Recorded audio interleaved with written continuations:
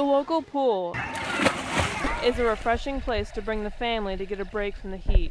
I like coming here a lot, so, we're going to be here, we're going to go swimming right now. But just how safe is it?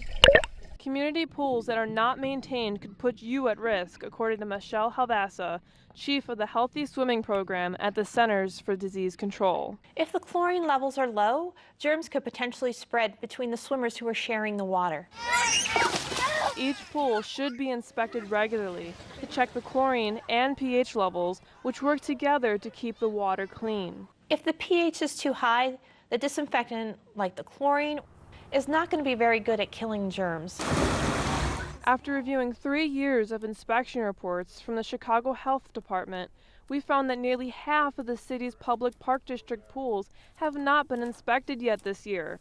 If they have guidelines, they should probably stick with the guidelines. Since 2014, 6 pool inspections had low chlorine levels, and 22 inspections discovered pH levels were too high. We visited 8 neighborhood pools in Chicago to test the pH and chlorine levels with test strips from a local home supply store.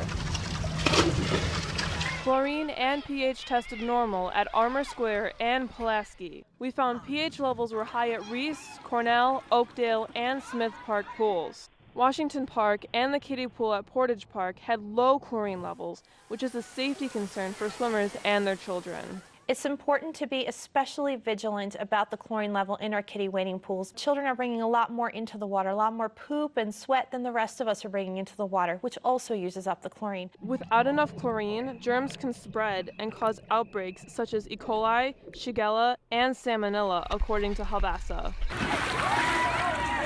William Molina and his grandson often visit Portage Park Pool. It's kind of concerning and it's pretty alarming when you hear stuff like that.